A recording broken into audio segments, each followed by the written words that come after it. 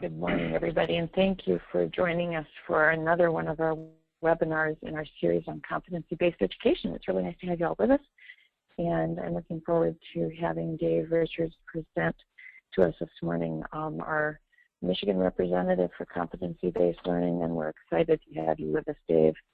I will make a formal introduction in just a little bit, but in the meantime, I wanted to kind of let you know the format of everything today. Lisa Sidkins and I are both with EdTech Specialists, and we are going to be facilitating the webinar and the conversation and making sure that everyone can participate if they choose to. And what we would like to offer as far as different ways to participate are, the ability to just go into the chat and put a question in there. And we've got several people who are going to be monitoring that, responding there. And then Lisa will, throughout when, there's either a break or if it seems time sensitive to the part of the presentation, she will read the question to Dave or open up the microphones too. That's another option for everybody. You can have your microphone open. Just let us know if you would like to have the conversation with Dave, and or Dave is open to that, as are we, and we think that's kind of a nice way to dig a little bit deeper into some of the questions and topics that you might have. One of the things we always want to make sure that we thank over and over again is our many sponsors, because without the sponsors, these webinars wouldn't be taking place. It's really nice, we're very proud at EdTech Specialists to be putting these together. We are now a team of 10 people. We have a large array of various services, and we are excited that, we're pulling this together for the state of Michigan and beyond. We have had people from outside our boundaries, and joining us as well, which is very exciting. We also want to thank Michigan Virtual University, who is always supporting various aspects of the work that EdTech Specialists has been involved in, so we appreciate that. ThinkSpace is a new conference center down in Lansing, and it's very different. It's a real casual kind of setting, you walk into this space and you feel kind of, your creative juices flow a little differently than some of the more traditional settings. So I encourage all of you, if you've got anything going on and you want to have a setting where you really kind of, get a different feel for the space, look at ThinkSpace. And if you can't find it online, get in touch with me and I can put you in touch with the two owners. The other thing we certainly want to do is thank very much My Virtual Academy, and I will be transitioning over to Jen in just a minute. But they're a premium sponsor, so they're sponsoring all of our webinars, and then they're sponsoring today's as well. And what's very exciting is that they chose this because it was Michigan. So I'm glad that you are joining us today as a sponsor, and I think it's very nice that you're recognizing the work that Dave Richards and Fraser are doing with competency down in their district. So I think I've kind of covered everything I wanted to before we start to actually transition over. But Lisa, is there anything I missed out on, or do you think we can start going? Nope, we can transfer or transition over to Jen. Okay. Then I will do that part, and you can transition it over to her. Yep, she should be all set. Yep, okay. And there we are.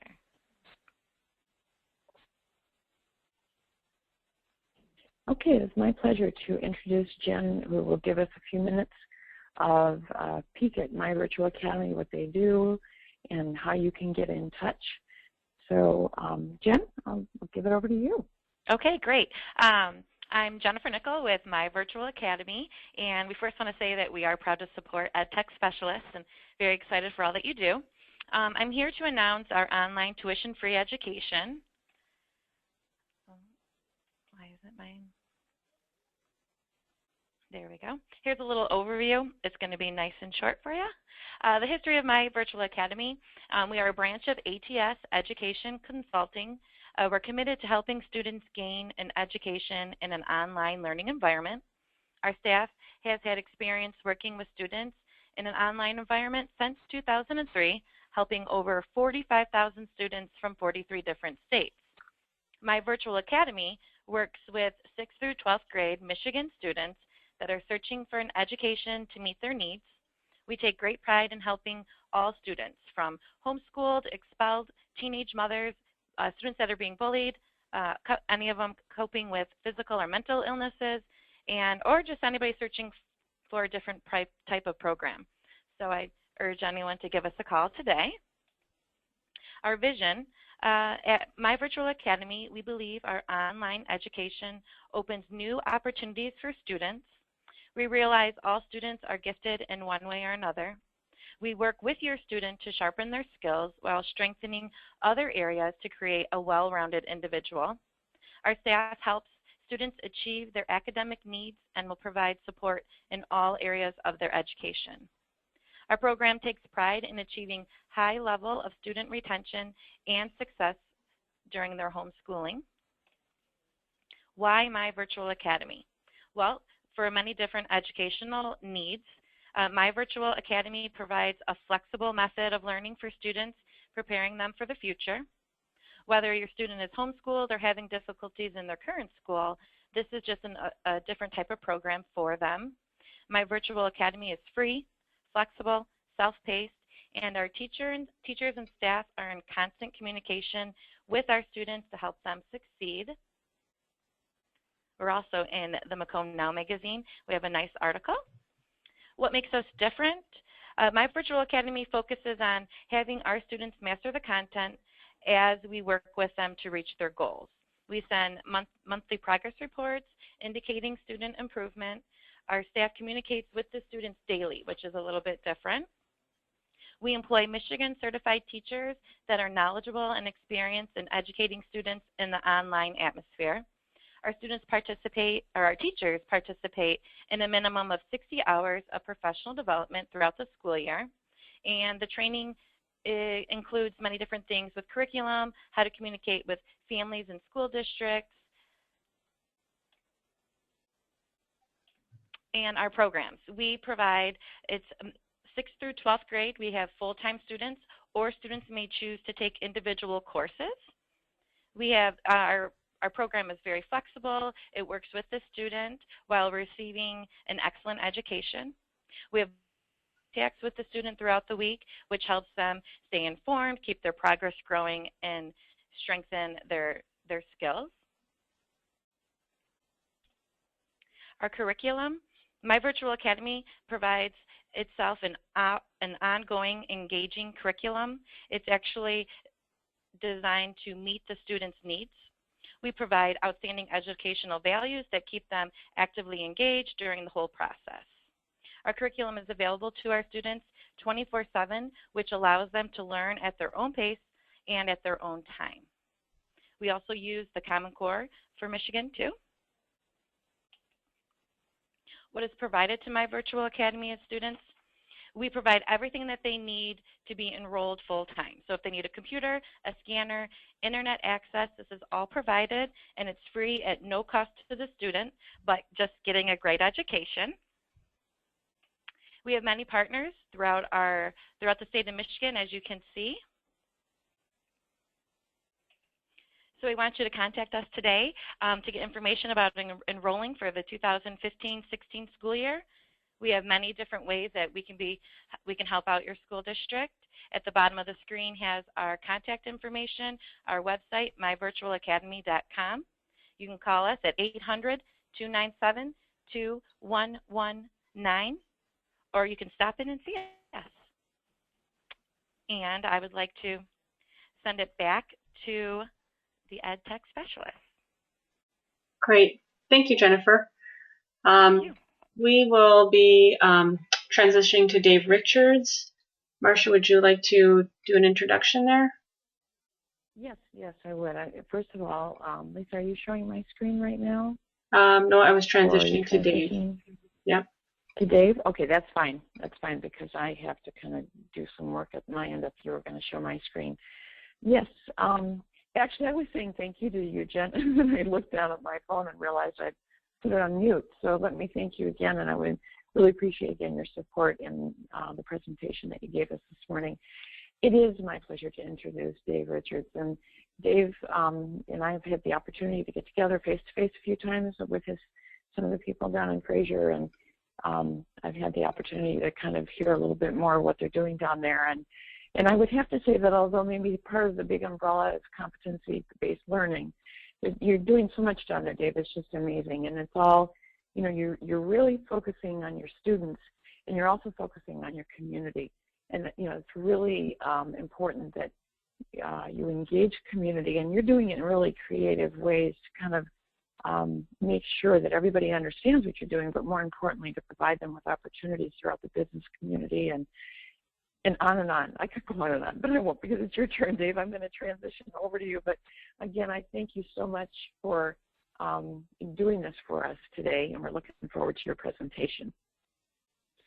Thank you, Marcia. I appreciate it. I would just say on behalf of the Fraser team, and we have some of our administrators in the chat room today and on the call, we're excited to have the chance to just kind of talk about the work that we're doing. And by no means are we experts, but we feel like we're putting a pretty strong effort towards rethinking school. So what I'd like to do today is just take about a half an hour or so to walk through the Fraser journey, talk a little bit about the framework that we're developing.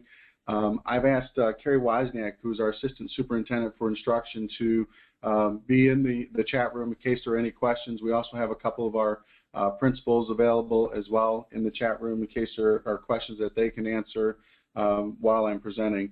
The goal is, and I appreciate the fact that EdTech specialists are recording these webinars, because I know myself, I've gone back and watched a couple of them, taken notes that maybe in the midst of it I didn't have time to do. So what we'd like to do is share some of the web resources that we've developed, talk a little bit about what's been the driving force for Fraser behind this shift in our model of school, and then really talk about the impact of competency-based and what we're starting to see.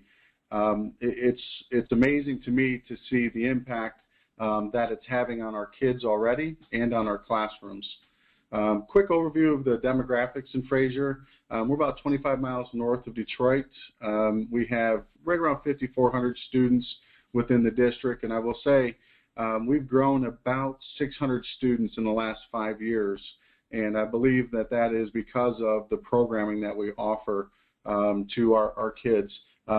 Traditional comprehensive school district, pre-K through 12, 1,800 of our kids are school of choice. That's about 33% of our population. And you can see our numbers in regards to free and reduced, and then our student population demographics as well. So it's been a good growth season for Fraser Schools, and I give all that credit to our staff and our Board of Education for having that growth mindset during some pretty challenging times. One of the things that I wanted to share with the group is a couple of video links. I don't want to take the time to show the videos now, but these links through the presentation will take you out to a video archive of several stories that we've put together that talks about our journey from the very beginning when we first started the digital revolution to where we're at now with career technical education. And then our next video, which is coming out next week, will be on this site, and that will be focused on competency-based and what we're seeing with learning and how that's transitioning Fraser Schools. This is another great website that Carrie Wozniak and her team have developed, and it's really focused on competency-based and all the resources that we have. So if you click on that link, when you have a chance, you'll be able to find a lot of the resources that we've developed, websites, links, and just some examples for the work that's been happening in our instructional area. I always like to try to share a couple of reading lists with groups when we talk about our presentations. The first book is called Inevitable. If you've not had a chance to read this, I would really encourage you to do it. This is one that I used with our Board of Education, and then our administrative council, which is our principals and central administrators, really used to talk about how education is going to change. And for us, it created a healthy sense of urgency around the need to rethink schools. And if you've not had a chance to read it, it's a quick read, but I think it really raises in a conversational way the need to talk about reimagining education, especially in the state of Michigan. Obviously, we've heard from Rose Colby already. Off the Clock is just a great summary of what's happening in competency-based education, especially in New Hampshire, and I think we're starting to see that pattern happen more across the United States. The next two books, going through a shift like this, Managing Transitions by William Bridges is a fantastic book because it takes on the human side of what happens when you go through the change process. And for us, there was a real need to talk about what would have to end before we could have a new beginning. And we called it organized abandonment, but it was really that focus on what are some things that we're no longer going to do, both instructionally and within the organization, in order to create space and time and capacity to do what we needed to do to implement a new model of schools. So again, a great read. And then finally, Teacher as Architect. This is the framework, and I'll talk more about it later in the presentation, but it was a critical resource for us as we transitioned our staff from very successful traditional classroom strategies to a new 21st century model of instruction, looking at high impact teaching strategies, how to increase rigor in the classroom, really talking through what is it that we're doing every day in our classrooms and where the child is at in that process. So, and Marcia talked a little bit about this, but we have today's webinar, which is going to be an overview of competency-based in Fraser, but we are also working on putting together an in-depth look on the instructional design side of the work that we're doing. There was just simply too much information to try to put it into one webinar today. So look forward to another date down the road and partnering with EdTech again. When we began our journey towards the conversion of our school district and the transformation of what was happening in our classrooms, we really had an in-depth conversation as a staff about our new reality in education. And the short version of that is we are living in the midst of this learning renaissance that's happening across our country.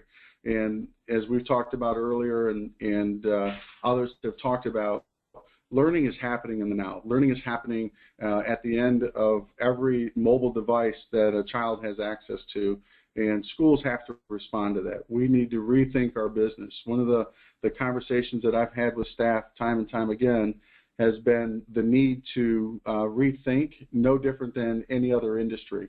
And obviously education is next in that queue. The other piece was the fact that, especially in Macomb County, where the entire county is a choice county, it's a disruptive force, and it's one where competition is certainly there, and at times it can have a negative impact on collaboration. So as a local school district, we had to really look at how do we rethink and become competitive through innovation. And one of the lines that we've trademarked actually here in Fraser is it's where learning drives innovation, because we believe that learning is at the heart of what we're doing. And we felt that that's been a big part behind our driving force. When we think about society's new ask for us, and this is something I think that we're seeing, there is that call to redesign our instructional strategies to meet the needs of our students. Our kids today are very different. They're coming to us with a very different skill set. And much of that involves technology, but it also involves having access to multiple means to demonstrate what they've learned. And mastery is important to our students, especially our younger students. And there is that need for a higher proficiency level with our kids. What does it mean to earn a high school diploma? Is it the fact that you were able to play the educational game well, or did you actually demonstrate proficiency to achieve that level of graduation and to achieve that diploma? And then finally, I think it's important that we all recognize the importance of those 21st century skills, where kids are creative thinkers and problem solvers, communicators, and collaborators.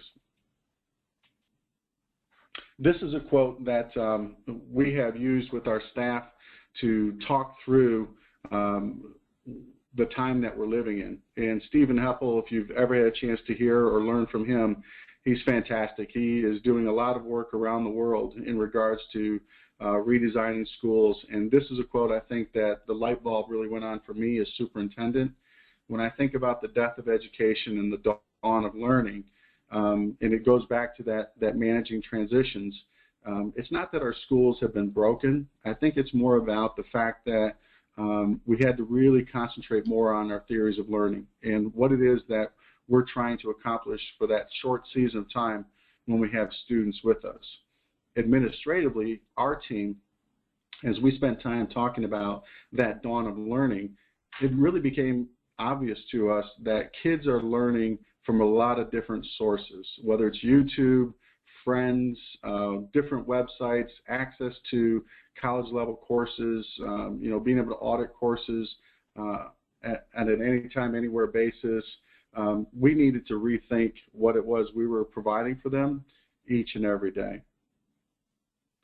So for us, the beginning of the transformation in Fraser, it was a little bit messy. I think it still continues to be a little bit messy because we're walking a path that not a lot of folks have gone down. But we've been in this process for probably the last decade. And it began, and I'll talk about it here in a minute, it really began with a bond issue that passed in 2005. And it's been an impact on our culture, both digitally, transitioning away from many of the traditional things that we've done, but also instructionally, most importantly. And it's been interesting. That transformation has not only impacted our staff and our kids, but it's also impacted our community because we found ourselves in this process of trying to educate two generations at once. We're trying to bring our parents along so that they can understand the why and the need behind this transformation, and also how to access and stay connected to their kids' learning. But it's also been that challenge of having conversations with students about demonstrating their learning very differently than just simply being really good test takers.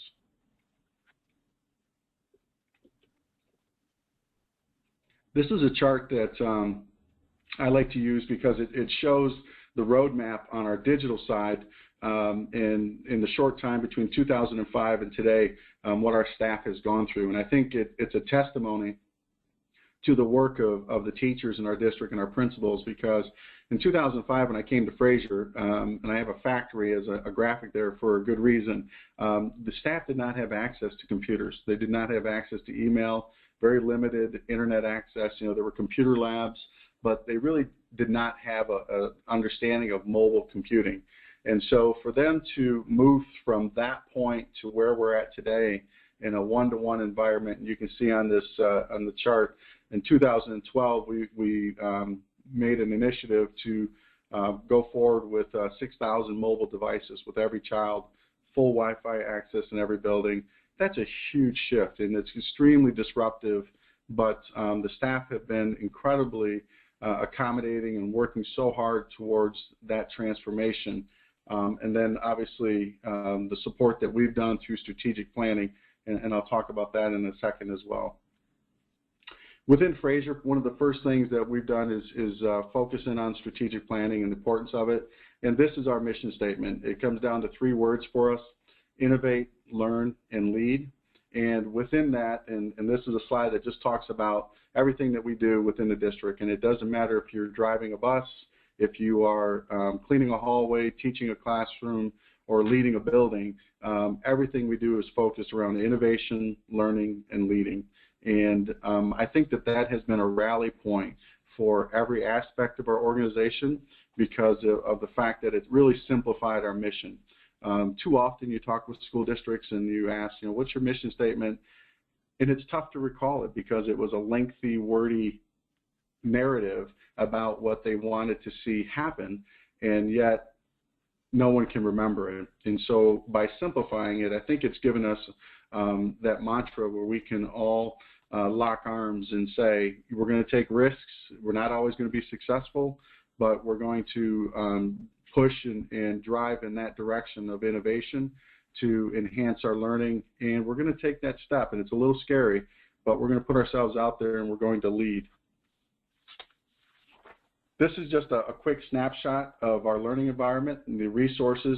We have been fortunate to pass a bond issue to provide a lot of the technology, but this is what our teachers have access to: interactive whiteboards, student response systems, iPads, laptops, and projectors in classrooms. But one of the things I do want to highlight on this screen is Apple TV. And I don't work for Apple, and there's no incentive for us, but I will just tell you, instructionally, it has been one of the best tools that we've used because it allows anybody in the room to take over the screen and to demonstrate what they've learned. And so the point of instruction is constantly hopping around the classroom. And it's amazing to watch kids who are generally pretty quiet find their voice because they can be proud of the work that they're displaying on the screen as well. One of the things that we've done, and again, this is just for background information, our teaching staff support model. If you see this, this is who and how we take care of the technology and our teachers in our classrooms. And we'll go into one of these positions in depth, but our 21st century literacy teachers are a huge part of our work, and then also our technology department within the district. As we've gone through this process, we've leaned heavily on developing a shared vision. So we have these teams in place: our principal leadership, 21st century teachers, and then obviously our curriculum instruction department, all working together and all talking about what is our desired state, what is the vision that we have for our school district. Focusing on our 21st century teachers, they've been critical to the success. They partner with our building principals, and they have done the vast majority of training along with our building principals on coaching and modeling at all levels. We have 1 per elementary, 2 at the middle school, and then 4 of the positions at the high school. And their leadership has actually gone from doing a lot of initial training to where now they're one of the instructional leaders in the building, and their conversations with staff are not so focused on how to use the iPad or any other device. It's much more focused on instructional design and how to engage students and what does blended learning truly look like and what is a rotational model in blended learning or whatnot. And so that's been a great addition, and I would encourage, and I always encourage anyone who's planning to invest in technology to first start by investing with staff and having the support system in place to make it successful.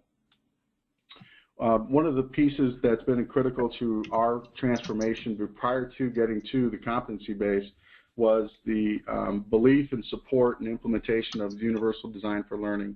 And I'm sure everyone knows what UDL is, but the approach to it really laid that foundation for us in the district to focus on different instructional strategies and rethinking what happens for teachers in front of the classroom and how kids are engaged in demonstrating their learning and in also authoring their learning. And we've been fortunate in Macomb County to have the E3T project, which has done a lot of work in moving that conversation forward. The other component, and I talked about this briefly, is our work with Modern Teacher. I'll tell you, discovering them at a time when we were in the early phases of our one-to-one rollout and finding their framework around how to transition staff from that very successful traditional model to the new 21st century instructional leader was critical. We have used this as our professional development framework. It has developed a common language for us, meaning when we all talk about increased rigor, we're on the same page. Or if we all talk about what a high-impact teaching strategy is, we understand the same language. And it's given us that shared purpose and vision for what instruction needs to look like. I think that one of the biggest challenges for teachers is trying to understand what the principal is looking for when they come visit a classroom or when the superintendent stops by. Now everybody knows. Teachers know, principals know. We're all on the same page in regards to expectations instructionally, and that has gone a long way. Unfortunately, one of the challenges, and I think anyone who's ever led a change process, especially a transformational one, and this is bridges again, but it's very difficult because there's a lot of uncertainty, you know, and I think that comes back to the fact that we are asking people to do strategies and to do work that they don't understand completely. And so there has to be a lot of trust, and there has to be a culture where the trust and the risk-taking is allowed. And I think that that's something we've worked very hard at. Certainly we have room for improvement like everybody does, but it's a huge culture shift for our staff. And a lot of staff members want to keep what they had. They felt very successful in that old model, and we're asking them to abandon that or modify it to allow for this new model of learning. And I think that's incredibly important. And then it also really forces the administrators, and I'll speak to the superintendents in particular, you really have to have clarity in your vision. You have to be able to stand up in front of a group and articulate pretty quickly where it is you're at and where the district is going. One of the tipping points for us in this conversation and having done the work with Modern Teacher, realizing where we wanted to go with student learning, we knew that we needed a systemic approach to it. We needed a structure that would allow us and require us all to think very systems-wise so that it would not be a building focused on a particular initiative or a pilot project or experimentation. And within that, when we first started learning about competency-based learning, it really nailed what we wanted to do. It really gave us the structure and the framework for how to rethink school. And it addresses all areas. As you dig into it, you find that it's like an onion. There are more and more areas that need attention, and that's where we're at today. I can just stop for a second before I jump into the CBL. Are there any questions, or Marsha or Lisa? I've not been watching the chat room, but just wondering. No, not necessarily. I was asking about your 21st century teachers. Yeah. In terms of respond to that. Right. I feel that PD part or that training part for teachers, and like you mentioned that they go from teaching how to use the technology and things they can do to really the instructional change, which is the biggest transformation or innovation change that we want to make. And I was just wondering, for your 21st century coaches, do they still have teaching responsibilities, or did they start off that way and then transition out? Because I see a lot of districts trying to use, have coaches with teachers that are teaching, but they don't have the time to coach then. Right, and the time balance is definitely a challenge for our 21st century teachers, but they do still have classroom responsibilities. And interestingly, when we talk with them, all of them still want that responsibility because it keeps them connected to what's happening in the classroom. And I think it gives credibility to their work. But what we try to do is just balance the number of sections that they're teaching so that it's not 80% committed to the classroom and only 20% available to work with staff members.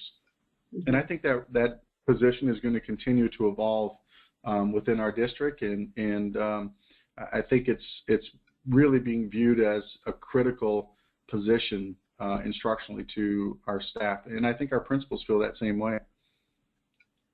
Okay, thank you. Yep, absolutely. Really focusing on the competency base.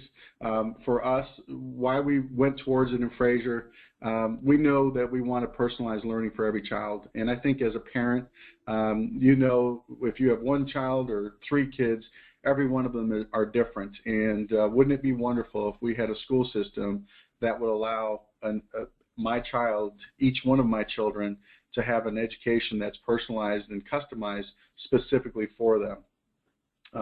And then also we wanted to create flexibility, and we know and we see every day how important it is that path, pace, and place are becoming a major factor in how learning occurs.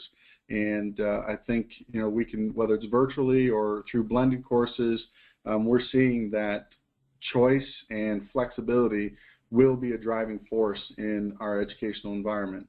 And then finally, as a staff, and it was interesting, during some pretty challenging times, especially here in the state of Michigan, we really had this conversation about, in education, we can either choose to feel as though we're being a victim and and all the things that were going on with educational reform and whatnot from the government level and then also local levels, or we could choose to control our destiny, and we could choose to take back the conversation on education and define what schooling is going to look like. And I'm just thrilled that our staff chose the second option, and they put a lot of work into that. This chart gives you a quick overview of our CBL conversion. You can see it's not been so long while we've been at this. We really feel as though we're in our infancy stage in this process, but 2012, fall 2012, we really started focusing on our universal design for learning. And then as you transition across, you see when we started our work with modern teacher and teacher as architect, and then strategic planning process, and up to the point where we are now, which is working on our unit designs this summer and going into next school year. Strategic planning, I mentioned it before. I will tell you, I've always been, I would run if someone wanted to start talking about strategic planning in the past, because I just felt that the impact of most strategic plans were pretty minimal on day-to-day operations and the direction of the school district. Fortunately, in Fraser, what we've done is we've designed them around 3-year increments, and they truly serve as a framework for what the district is going to do. I know as a superintendent, I use this for my accountability with the Board of Education during my evaluations, and then also with the evaluations of the administrators, and this has been our roadmap. We've recently just adopted a new strategic plan last year, and it's focused completely on a competency-based model, and I give our board a lot of credit. They've done a lot of learning to get to that place to where they're trusting us and giving us a lot of professional space to do this work. But our focus is on increasing student achievement. We have achievement gaps that we need to tackle. Our demographics are changing significantly in Macomb County, and we need to make sure we have systems in place that allow every child to have the opportunity to be successful. If you want to, the link there will take you out to our full strategic plan, and you can download it and take a look at it, and feel free to use any of it that you find interesting. One goal from our strategic plan that I wanted to highlight, and I think it speaks to our customization, is that we will implement and monitor customized learning for our students. And as you look through those objectives, what you see is, and there's accountability to individuals on each one of these objectives, but there's a direct correlation to creating that flexible space in our school district, creating a flexible system that allows kids to move based upon mastery and choice. And I think that's powerful. I think as a school district to step forward and say that we're all going to be held accountable to accomplish these goals has been a critical component in our success.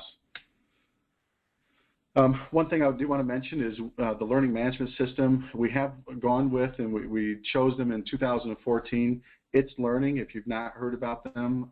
They're out of Norway, but they do have a U.S. office now. And our decision to go with them was just simply on functionality and their ability to adapt to a competency-based model going forward. We feel like we have a lot of a say as a customer with them in customizing these software programs. So if you haven't had a chance to look at them, I would encourage you to do so. In fact, if you would like, you can follow this link. There's a username and password there. If you'd like to go in and take a look at our program, our It's Learning program, and our LMS, so you can kind of look around, feel free to do that as well. Developing the framework in Fraser and around competency-based for us, really focusing on vertical alignment between grade levels and then also courses. And again, it's systemic thinking. It's making sure that the scope and sequence of the competency-based in Fraser is really focused on allowing the child access either up or down to curriculum, and based upon their mastery, allowing them to move freely through it. We are really focusing on defining what those critical competencies are and what it looks like to be a Fraser graduate. Developing our CBL foundation, this is a lot of the work that we've been doing with our staff. It's developing that common understanding of what CBL is. I think there's a lot of different versions because CBL across the country is in its infancy. what we're seeing within schools. And so teaching our teachers how to use the It's Learning LMS along with developing that working definition of CBL has been important. And then really getting into that conversation about getting away from a time-based learning model. And that scares a lot of people. That's the unknown.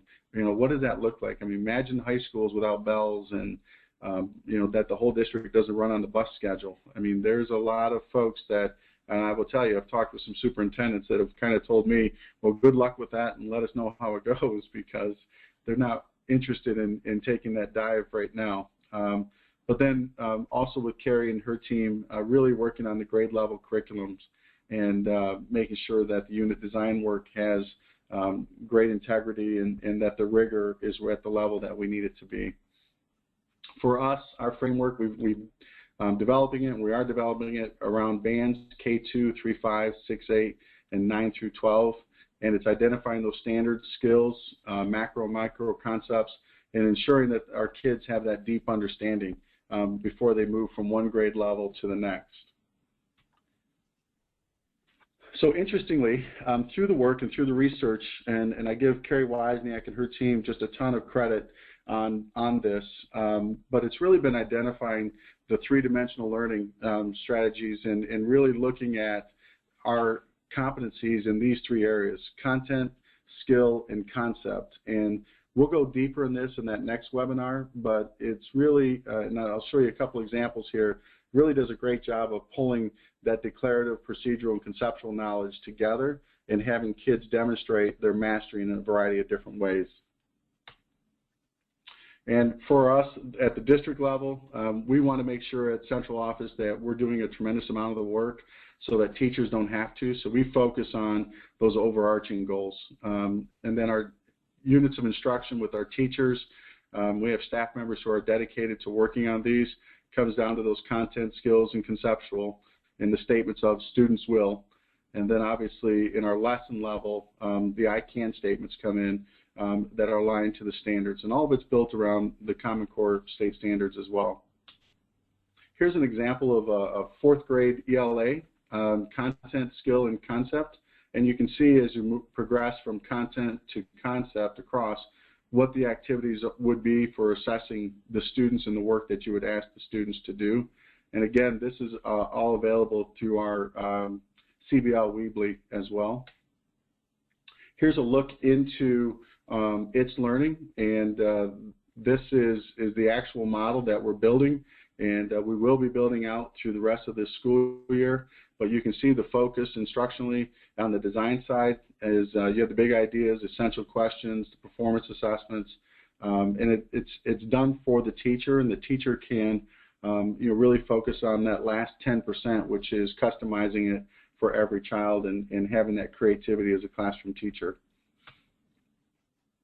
This goes a little bit deeper in regards to the ELA unit, and you see the content skills. By clicking on any one of those hyperlinks, you can jump right out to the standard so the teacher can see it and tie it back to exactly what it is we are asking the students to do. Performance tasks, again, just a little bit deeper dive into this fourth grade unit, what the assignment would look like, and what it looks like inside of our LMS. This is interesting. You notice the highlight of the Modern Teacher. We're fortunate to have Modern Teacher and It's Learning get together and come to an agreement to allow us to launch our professional development framework, which is Modern Teacher, right inside of the LMS, so that if a teacher, with a single sign-on, if a teacher wanted to get a little bit refresher on what is a constructivist or inquiry lesson look like, they can click on that link and it'll take them right out to the training that they had previously gone through. And again, you have the I can statements right there, and then down below inquiry for the students, what the activity may be, explore, explain, elaborate. I would tell you the early challenges, and this is something that Marcia and I and Lisa have talked about. There has been pushback on a competency-based model. I think it's really interesting when you talk with folks about the importance of being competent. There's almost this initial feeling of, well, I was okay with the way it was. I was okay with the fact that my kid could get a C or D and still be eligible to play sports or to be in the marching band. And now what we're saying is they actually have to demonstrate competency in all areas. And for the kids, the big challenge for them was they were very good at deciding in a semester or in a school year what learning they would want to opt out of. And that's not an option anymore. You don't get to opt out of your learning as we go through. And my second bullet, where our parents actually created a Facebook page to protest what competency-based and standards-based learning was looking like at our high school in particular. And so it requires a lot of those crucial conversations with parents. And again, we're trying to educate 2 generations at once. Our staff, and I think having been a high school principal and high school teacher, I understand this, rethinking the time constraints has been a little bit of an issue. Our blended learning courses, our hybrid courses have gone a long way in helping us to rethink time and space, but I think it's still a struggle. I think that we're still used to that old model of school and where and how school happens. And what we're really trying to talk with our staff about is the role of even our physical campuses are going to change in the very near future. So therefore, your role as a teacher, as an educator, is going to change. And you're going to have flexibility that you've not had in the past, but so are the kids. And I think that rethinking is critical. And I think it will look different by levels as well. But, as we go through it, I think that our staff, especially at the secondary level, are trying to get their heads around that. Early successes, I would say our focus on student achievement has never been stronger. I think that our staff know our kids better than ever because they're drilling down into where every child is at in their learning and in every content area. We're definitely seeing an increase in rigor across all grade levels. Obviously, we're looking forward to seeing how our kids do on assessments and standardized assessments to see what those results are. But that's been a big push for us and a big plus. And I think we're really having deep discussions about the role of the teacher. I think our teachers are seeing that they're becoming facilitators very quickly between the technology and the anytime, anywhere learning opportunity, and now with competency-based, their role as facilitator of learning and handing a kid from one teacher to another teacher is really becoming much more transparent and smooth. And the other part is redefining our culture. We are basically a blue-collar community, so a lot of this thinking is very, very different for our parents, and it takes a lot of conversations by our staff, especially our teachers. They have a tremendous amount of credibility with our parents, but getting them to that place where they're comfortable with it has been a big challenge. And then I think the one thing that I've seen as a positive, and this is from elementary on up, students have a much better understanding of where they are at with their own learning. They understand and can communicate using terms like standards and competencies, and that's pretty powerful. When a kid knows whether or not they've met a standard or a competency and what they have to do to meet that so that they're successful, I think that's a deeper level of ownership in their learning. Next steps for us within Fraser, and I know we're getting tight on time. This school year, we've allocated 6 staff members, either part-time and I think 1 is full-time, for the school year to develop curriculum and lesson plans and to populate our learning management system, trying to get some of that work off our classroom teachers. We're going to continue to rethink our schedules. We're going to continue to look for opportunities for all students at all levels, and look at that flexibility in our time of day and how that happens. Big challenge for us is to continue to communicate with our parents. What is the why behind this shift in Fraser, and not thinking about what was wrong with what we were doing, but thinking about the opportunity and focusing on the opportunity of a new model of school for us. And then obviously we're looking forward to student achievement results, and we've already seen gains over this past school year, and we're looking forward to that continuing to grow. As Marcia had mentioned earlier, we look forward to another conversation, another webinar down the road in regards to the instructional side, and we'll take a deep dive into what's happening instructionally in the district. But if anyone has any questions, I'd be happy to answer them. Dave, we do have a question. It's asking, what do you use for student accounting? For example, attendance, scheduling, etc. Yeah. You mentioned It's Learning for the learning management system, but what do you do for student accounting? We have PowerSchool in the district. It's through the county, the ISD. I think most of the districts in the county are on PowerSchool. It's worked pretty well for us. I mean, anytime you have interoperability between software systems, there's always challenges, but we've been fortunate to work most of those through.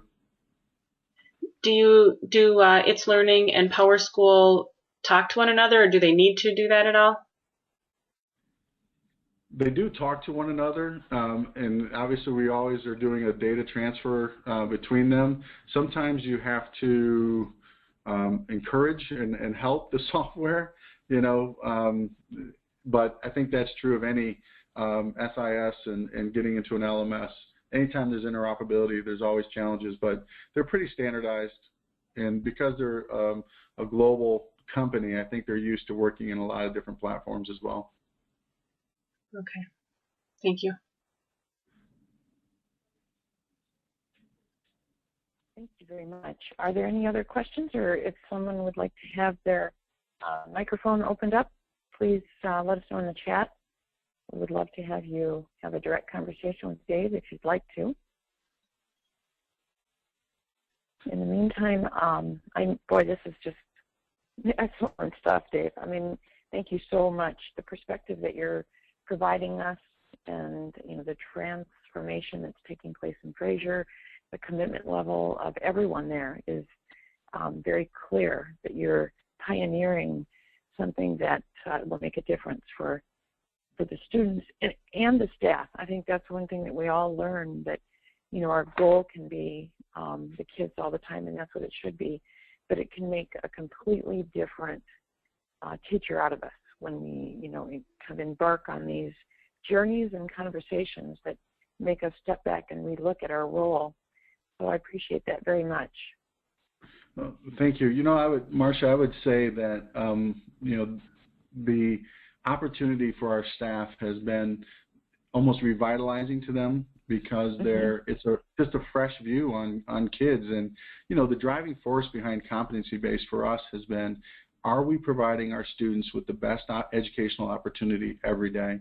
And not a one-size-fits-all model, but are we providing every child with the opportunity to learn and grow on an individual path? Because that's where we live now. That's our new reality.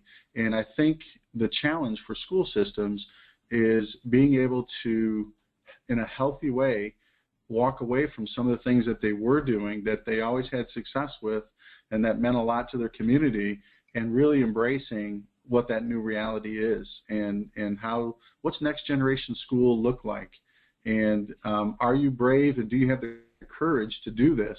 And I'm very fortunate to be surrounded by people who are extremely courageous and have vision and passion for kids, and they're willing to take that risk, and I can say that very comfortably, because it's not about one person, it's about a shared vision and passion for what we're doing. So very excited about that.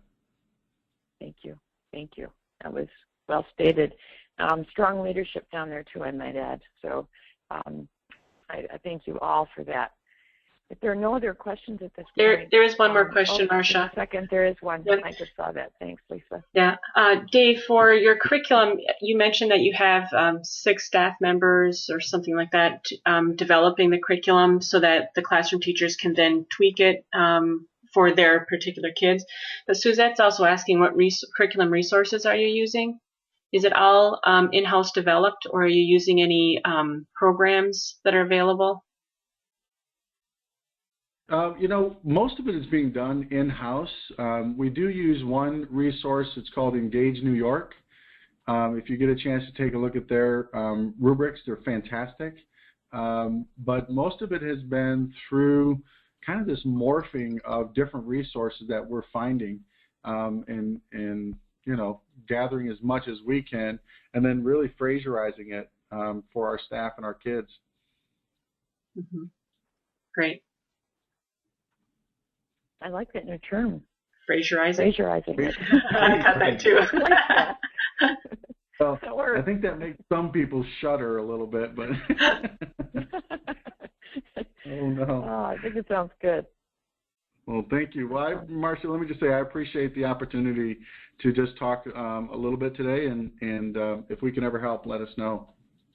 Yes, well, we'll look forward to calling upon you for part 2 of the series that we'll be setting up shortly. So we appreciate it very much, Dave. Lisa, I guess you could stop the recording.